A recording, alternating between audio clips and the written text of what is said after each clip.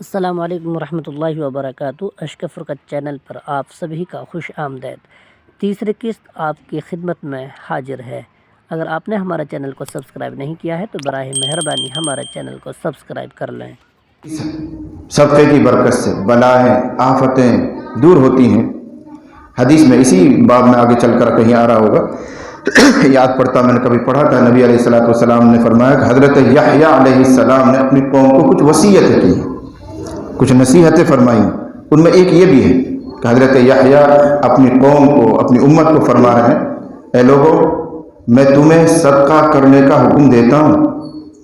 پھر اس کا فائدہ سنایا کہ صدقہ کا فائدہ اس طرح سمجھو کہ ایک آدمی ہے، اس کو دشمنوں نے پکڑا اور اس کے دونوں ہاتھوں کو رسیوں سے باندھا تاکہ اس کو مار دیں، قتل کر دیں۔ اب اس کو جنگل کی طرف کسی جگہ مارنے کے لیے لے جا رہے ہیں۔ جس کے دونوں ہاتھ بندھے ہوئے ہیں وہ بندہ رو رہا ہے، اپیل کر رہا ہے اور یوں کہتا ہے کہ تم مجھ سے جتنا چاہو مال لے لو لیکن میری جان بخش دو۔ لوگوں کو لالچ پیدا ہوا، حرص آ گیا، انہوں نے کہا ٹھیک ہے لاؤ اتنا مال دو۔ اس نے مال کا انتظام کیا اور اس کی جان بخشی ہو گئی۔ حضرت یحییٰ علیہ السلام مثال دے رہے ہیں کہ اسی طرح تم نے اپنے آپ کو گناہوں میں جکڑ رکھا ہے، تم اس لائق ہو کہ تمہیں مارا جائے، تمہیں قتل کیا جائے، تمہیں دوزخ میں ڈالا جائے۔ جس طرح اس آدمی نے مال دے کر، فدیہ دے کر اپنی جان چھڑائی ہے، اے لوگوں اللہ کے حضور صدقہ کر کے اس طرح اپنی جان چھڑاؤ، اپنا آپ کو بچاؤ۔ تو اسی سلسلے کی یہ روایتیں ایک ایک کر کے ہمارے سامنے آ رہی ہیں۔ اللہ تعالی ہم کو صحیح سمجھنے اور عمل کی سعادت سے نوازے۔ سب سے پہلی روایت آ رہی ہے حضرت ابو ہریرہ رضی اللہ عنہ کے حوالے سے۔ وہ کہتے ہیں کہ نبی کریم صلی اللہ علیہ وسلم نے ارشاد فرمایا، من تصدق بعدل تمرۃ، دونوں طرح پڑھا جاتا ہے، ان کا کسرہ بھی ہے فتحہ بھی ہے۔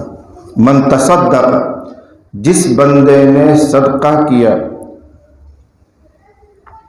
من کسب طیب، پاکیزہ کمائی میں سے، ایک کھجور کے برابر۔ پاکیزہ کمائی، یہ قید لگی ہوئی ہے، پاکیزہ کمائی میں سے اگر ایک کھجور کے برابر کسی نے کوئی چیز صدقہ کی، کھجور کے برابر چاہے صورتاً ہو یا قیمتاً ہو۔ یہ جو کہا گیا کھجور کے مساوی ہو، کھجور کے برابر ہو، تو برابری چاہے وہ صورتاً ہو، جس طرح کھجور کا جسم ہوتا ہے، جسہ ہوتا ہے، اتنی بڑی کوئی چیز آپ نے صدقہ کر دی، یا قیمت کا اعتبار کر لو، ایک پیسے کی ایک کھجور آتی ہے تو ایک پیسہ آپ نے صدقہ کر دیا تو یہ بھی کھجور کے برابر۔ پھر اس میں قید کیا لگا دی گئی، من کسب طیب، پاکیزہ کمائی ہونی چاہیے، حرام نہیں۔ اگر حرام کمائی سے صدقہ کرو گے تو وہ اللہ کے حضور قبول ہی نہیں ہوگی، اجر ثواب تو دور کی بات ہے، اللہ اس کو قبول ہی نہیں فرمائیں گے۔ اس لیے جملہ معترضہ بھی تمہارا، ولا يقبل اللہ الا الطیب، اللہ تعالیٰ پاکیزہ کو ہی قبول کرتا ہے۔ جزا بعد میں ابھی، من تصدق، جس نے صدقہ کیا، تو صلہ کیا ملے گا وہ آگے آ رہا ہے، لیکن بیچ میں جملہ معترضہ، پاکیزہ کمائی میں سے کرنا۔ اگر حرام کمائی میں سے صدقہ کر رہے ہو تو اللہ اس کو قبول نہیں فرمائیں گے۔ اور قبول نہیں فرمائیں گے کہ دو مطلب ہیں۔ ایک مطلب تو بہت واضح ہے جس کو آپ سب سمجھ رہے ہیں کہ اللہ اس کا اجر نہیں دیں گے، ثواب نہیں دیں گے، وہ چیز آخرت میں ذخیرہ بن کر ہمیں نہیں ملے گی، ایک مطلب تو یہ ہوتا ہے۔ اس کا ایک دوسرا مطلب ہے جو لطیف ہے، تھوڑا سا باریک ہے، اس کا حاصل یہ ہے کہ اللہ پاکیزہ میں سے قبول کرتا ہے، حرام کو قبول نہیں کرتا ہے۔ یعنی اگر تم اپنا حرام مال صدقہ کرو گے تو وہ صحیح مصرف میں خرچ ہو ہی نہیں سکتا، غلط جگہ ہی جائے گا، صحیح جگہ وہ خرچ ہی نہیں ہو سکتا۔ حرام مال دیکھنے میں تمہیں ایسا لگ رہا ہوگا بالکل صحیح جگہ میں نے خرچ کیا، بالکل مستحق کو دے دیا، لیکن وہ مستحق تک پہنچے گا ہی نہیں، وہاں کچھ نہ کچھ اندر باطن میں کچھ نہ کچھ گڑبڑ نکلے گی، وہ مال تمہارا ضائع ہو چکا ہے۔ ملا علی قاری علیہ الرحمٰن نے اسی حدیث کی شرح میں ایک قصہ لکھا ہے جس سے مدد مل سکتی ہے اس نمبر 2 کو سمجھنے کے لیے، کہ اگر حرام مال سے کوئی آدمی صدقہ کرتا ہے تو وہ صحیح جگہ پر صدقہ ہوتا ہی نہیں، وہ صحیح جگہ پر مال لگتا ہی نہیں، کہیں غلط جا کر خرچ ہوا ہے۔ اس کو سمجھانے کے لیے ایک مثال دی کہ ایک صالح آدمی تھے، دیندار آدمی، وہ کمائی کرتے تھے اور اپنی کمائی کا 3 حصہ کرتے تھے۔ ایک حصہ صدقہ کر دیتے تھے، ایک حصے کو اپنی ضروریات میں کام لاتے تھے، اور جو تیسرا حصہ بچتا تھا اس کو دوبارہ کاروبار میں لگاتے تھے۔ ایسا نہیں کہ سب کا سب خرچ کر دیا، متوکل بن کر بیٹھا رہو۔ بلکہ کیا سمجھ مل رہی ہے یہاں سے، کیا اشارہ مل رہا ہے کہ آدمی صدقہ خیرات ضرور کرے، لیکن ایک مقدار. یہ نہیں کہ سارا مال اللہ کے نام پر لٹا دیا. سب ابو بکر صدیق نہیں ہے، اب وہ توکل نہیں ہے. کبھی تم آج جوش میں آ کے سب کل صدقہ کر دو، پھر شام کو گالیاں مجھے پڑیں گے. یہ مولانا نے ہم کو کلاش کروا دیا. لیکن اس واقعے سے دلیل مل گئی کہ کل مال کے وہ بزرگ 3 حصہ کرتے تھے. ایک حصہ صدقہ کرتے تھے، ایک حصے سے اپنی ضروریات پوری کرتے تھے، اور تیسرے حصے کو دوبارہ کاروبار میں لگاتے تھے. پھر اس سے برکت ہوتی تھی، پھر اس طرح کرتے تھے. ایک مالدار آدمی ان کی خدمت میں گیا اور کہنے لگا کہ مجھے بھی ایک مال کی مقدار ہے بڑی، مجھے وہ صدقہ کرنا ہے، کوئی مستحق آدمی مجھے بتا. تو اللہ والے نے کہا کہ حلال کماؤ اور صدقہ کرو، وہ مستحق کو پہنچ جائے گا.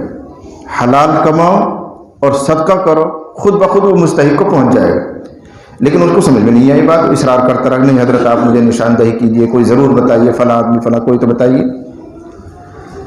جب حضرت تنگ آ گئے تو کہنے لگے کہ تم یہاں سے باہر نکلو اپنے مال لے کر، جس کو دیکھ کر تمہیں ترس آ جائے، کسی مخلوق کو، تنگ دست کو، غریب کو، بیمار کو دیکھ کر تمہارا دل پسیجے، نرم ہو جائے، بس اس کو اپنا صدقہ دے دو. کہ ٹھیک ہے حضرت. وہ اپنا مال لے کر باہر نکلا. تھوڑا انتظار کیا تو ایک شخص اس کو نظر آیا جو آنکھوں سے نابینا ہے، کافی عمر اس کی ہو چکی ہے، ضعیف ہے، مفلوق الحال ہے، بالکل کمزور ہے. دیکھ کر ایک دم دل پسیج گیا، دل نرم ہو گیا. اس نے سوچ لیا کہ آج مجھے مستحق آدمی مل گئے.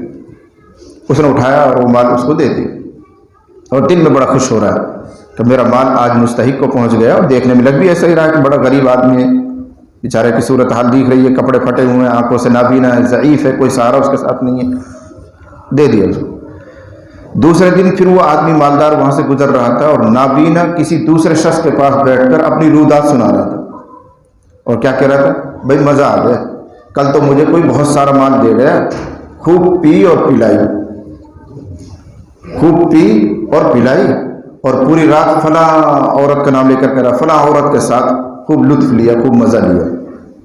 اب اس مالدار نے اپنا ماتھا پکڑا، اوہ میں تو کیا سمجھ رہا تھا، اور یہ تو کیسا نکلا.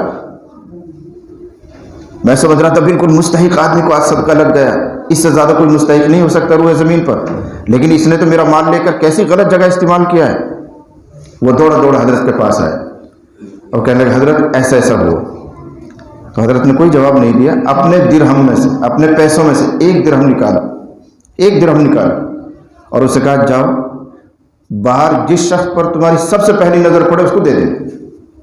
یہ میرا درہم ہے، میرا کمایا ہوا ہے، جس آدمی پر تمہاری پہلی نظر پڑے اس کو دے دے. یہ مالدار آدمی اس ایک درہم کو لے کر نکلے. سامنے جس پر نظر پڑی سب سے پہلے وہ ایک مالدار آدمی دکھ رہا تھا. پوشاک اچھی تھی، ہٹا کٹا تھا، جوان تھا، ایسا لگتا تھا کہ یہ بہت مالدار آدمی ہے لباس سے. تو اس کو تھوڑا تردد بھی ہو کہ اس کو دوں یا نہ دوں، لیکن اس کو یاد آیا کہ حضرت نے فرمایا تھا جس پر پہلی نظر پڑے اس کو دے دیں. تو تردد کے باوجود اس کو دے دیے. بس وہ آدمی نے وہ درہم لیا جو بظاہر دیکھنے میں مالدار لگ رہا تھا، تو وہ آگے بڑھنے کے بجائے واپس پلٹا اور تھوڑی دور جا کے ایک ویران گھر میں جو اجڑ رہا تھا اس میں گھسا، اور اسی میں تھوڑی دیر گھوم کے دوسرے دروازے سے آگے کی طرف نکل گئے. یہ جو آدمی تھا مالدار وہ نظر رکھ رہا تھا یہ کہاں جا رہا ہے، کیا کرے گا. تو یہ بھی پیچھے پیچھے گیا. اس گھر میں گھسا تو دیکھا تو وہاں کچھ بھی نہیں ہے، ویران اجڑا ہوا گھر ہے. البتہ اس نے دیکھا ایسا نظر ڈال کر ایک مرا ہوا کبوتر پڑا ہوا تھا، اور پھر وہ بھی اسی دروازے سے آگے نکلا اور اس آدمی کو پکڑا جو مالدار لگ رہا تھا دیکھنے میں، جس کو اس نے درہم دیا تھا اس کو پکڑا اور اس کو قسم دے کر کہا کہ ضرور مجھے اللہ کی قسم تمہیں یہ بتاؤ کیا ماجرا ہے، تم اس گھر میں کیوں گئے، یہاں تو کچھ بھی نہیں ہے، اور پھر تم اس دروازے سے نکل کر ادھر کیوں جا رہے، جس منزل پہ تمہیں جانا تھا ادھر کیوں نہیں جا رہے، آگے کیوں نہیں جا رہے، پیچھے واپس کیوں جا رہے. اس نے جو بات سنائی اس سے ہمیں یہ مطلب سمجھ میں آ جائے گا. اس نے کہا کہ میرے کچھ بچے ہیں چھوٹے چھوٹے، میں ہی ان کا مربی ہوں، ان کی ماں بھی نہیں ہے، اور گھر میں فاقے کی نوبت چل رہی ہے، اور اس حد تک مجبور ہو گیا تھا کہ بچوں کو کھلانے کے لیے کچھ نہیں تھا. تو ڈھونڈتے تلاش کرتے کرتے اس ویران گھر میں مجھے وہ مردہ کبوتر ملا تھا، تو میں نے وہ چھپا دیا تھا کہ اپنے بچوں کو یہی کھلا دوں گا. لیکن جب اللہ نے تمہارے ذریعے حلال درہم مجھے دلوا دیا تو واپس وہ کبوتر یہاں ڈالنے کے لیے میں آیا تھا. اب ضرورت نہیں، اب میرے لیے یہ حلال نہیں رہے گا. جب تو فاقے تھا، مجبوری تھی. اضطراری حالت تھی تو میں بھی وہ بھی کھا سکتے تھے اس کو، لیکن اللہ نے مجھے ایک حلال درہم کے ذریعے مدد پہنچا دی ہے. اب میں نے سوچا کہ یہ کبوتر استعمال کرنا میرے لیے حلال نہیں ہے، تو واپس اس کو یہاں ڈالنے کے لیے آیا تھا. اب اس مالدار کو سمجھ میں آیا کہ حلال درہم بالکل صحیح جگہ پر چلا گیا. اگرچہ دیکھنے میں ایسا لگ رہا تھا غیر مستحق کے پاس گیا، یہ تو مالدار آدمی، اس کو دے کر کیا کروں گا، اور اس کا خود کا حرام کا مال تھا. دیکھنے میں ایسا لگ رہا تھا کہ صحیح جگہ خرچ ہو، لیکن غلط جگہ خرچ ہو گیا. یہ بھی مطلب محدثین نے لیا ہے کہ جو آدمی حرام سے صدقہ کرتا ہے اللہ اس کو قبول نہیں کرتا ہے. ایک مطلب تو یہ ہے کہ اجر و ثواب نہیں دیتا ہے، وہ مال اس کے لیے ذخیرہ نہیں بنے گا آخرت میں.